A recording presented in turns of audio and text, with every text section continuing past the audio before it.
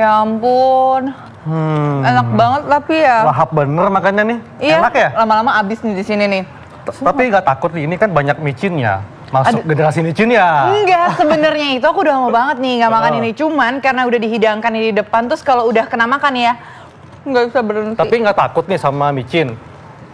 Soalnya nih banyak nih yang bilang bahwa kalau micin ini dampaknya nggak bagus nih. Katanya ada yang bisa membuat jadi lemot atau bodoh. Kalau gitu aku lemot nggak sih? Kalau gitu aku lemot nggak sih sebenarnya? Agak lemot dikit nggak ya? Ini kan contoh ya. Nah, tapi ini kita mesti tahu nih, benar atau tidak ya. Langsung saja kita undang Dr. Ida Gunawan, spesialis gizi klinik. Halo dok. Halo dokter. Oh, Dita. Aduh. Dari tadi ngemil terus ya? Iya, maklum dok, enak banget soalnya. Iya, betul. Sebenarnya sih aku tuh penasaran, kan kayak udah lama banget nih ya aku nggak makan, terus tiba-tiba sekali makan tuh kayak enak banget, terus nagih. Nah, itu tuh makanannya tuh lebih enak dan nagih. Itu fakta atau mitos nggak sih? Itu adalah fakta. Fakta kalau Anda makan seperti ini pasti nggak berhenti makannya. Betul kan? Iya, bener-bener nggak berhenti sih. Lupa diet langsung. Iya, emang bikin gendut ya? Ya kalau banyak kalorinya besar itu digoreng.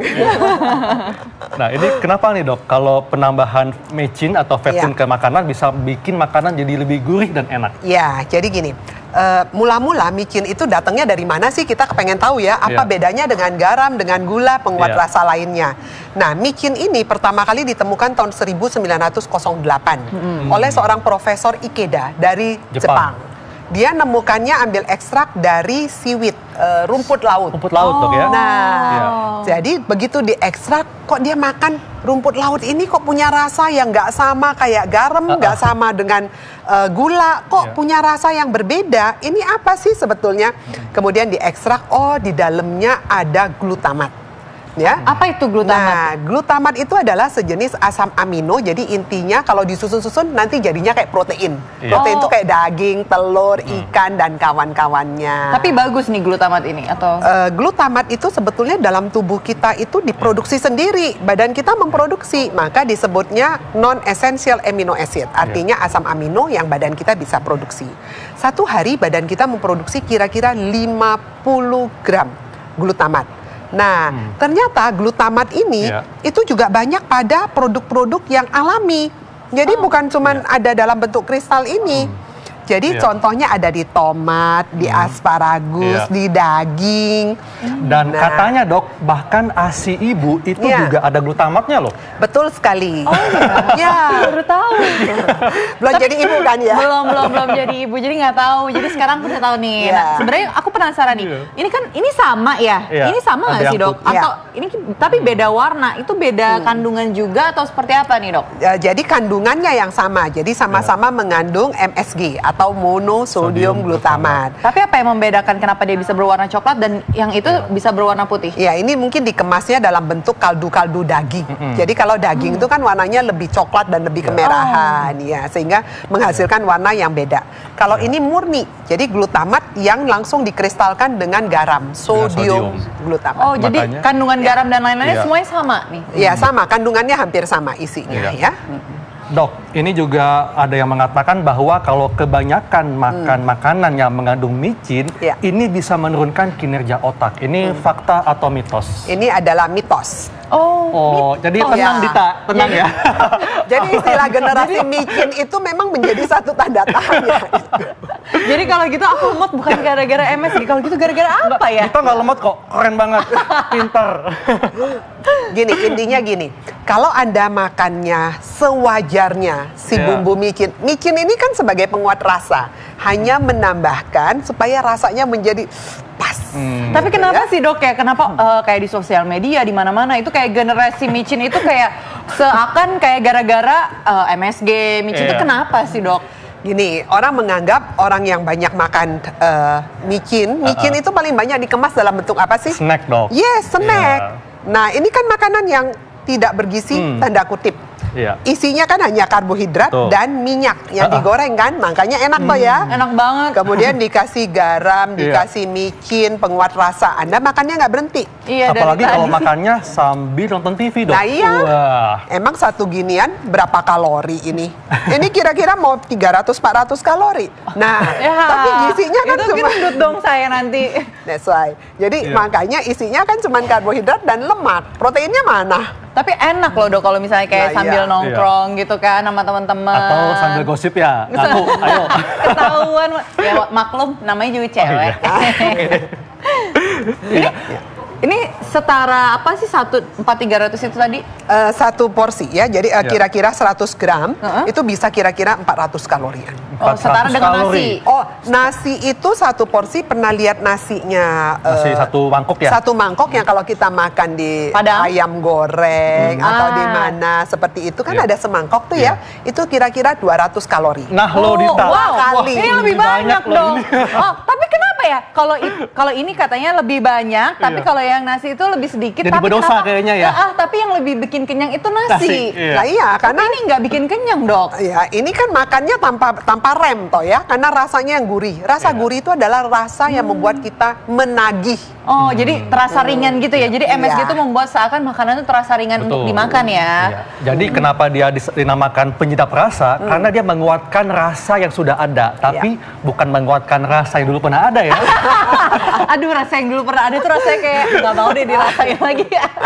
Oke, iya nih dok. Selanjutnya nih, glutamat kandungan pada MSG ini bisa meningkatkan fokus dan konsentrasi. Nah ini fakta atau mitos dok? Ini juga mitos. Mitos. Mitos ya. Jadi banyak sekali mitos yang beredar di masyarakat bahwa glutamat ini ada baik dan ada tidak baiknya ya. Ya. Tapi ada beberapa yang memang fakta, tapi lebih banyak yang mitos. Oh, lebih baik mitos. Wah. Tapi dari tadi aku nggak berhenti-berhenti nih yang ngomongin tentang penyedap rasa, terus yang ada snack di depan aku ini juga, aduh, wow. Iya.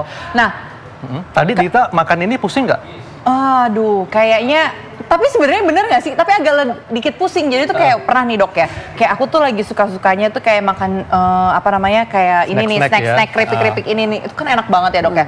Terus tiba-tiba kepala aku tuh kayak pusing, kayak kelayangan. Itu fakta atau mitos nggak sih dok? Mungkin ini makannya sambil inget pacar kali ya, pusing jadinya kan? Itu adalah fakta. Oh, Oh, fakta dok. Fakta. Jadi gini, Iya.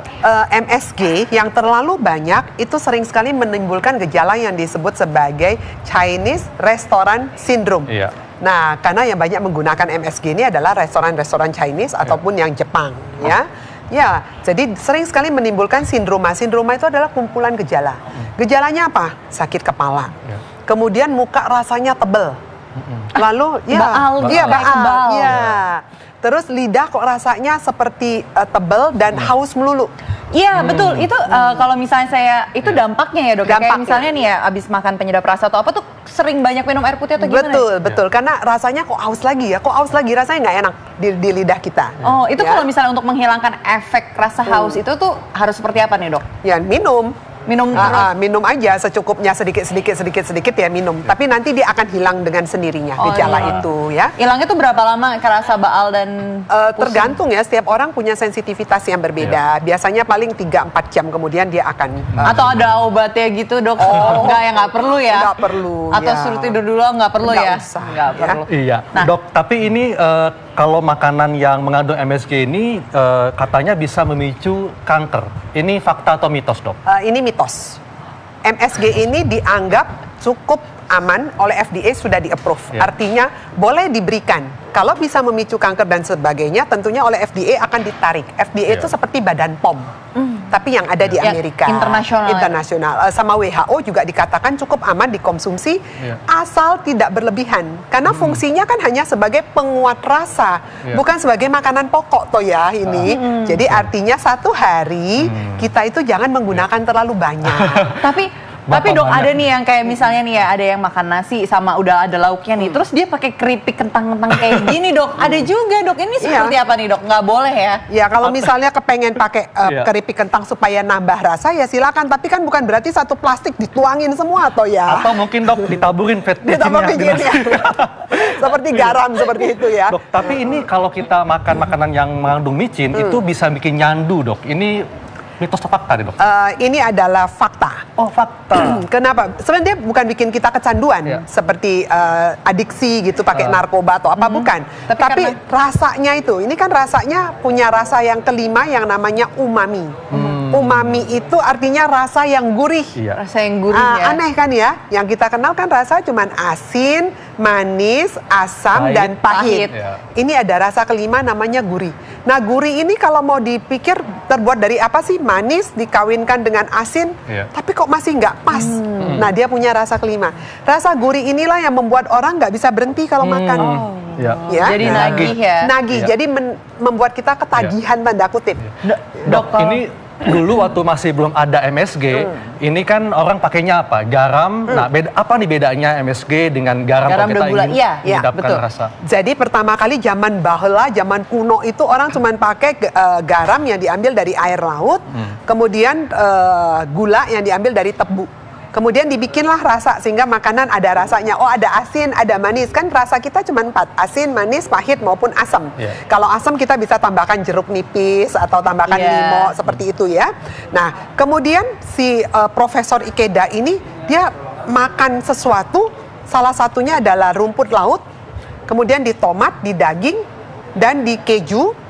Kok menemukan rasa yang bukan cuman asin manis, tapi kok ada rasa lain. Rasa berbeda Rasa berbeda. Nah, rasa itulah yang dia temukan, yang namanya gurih.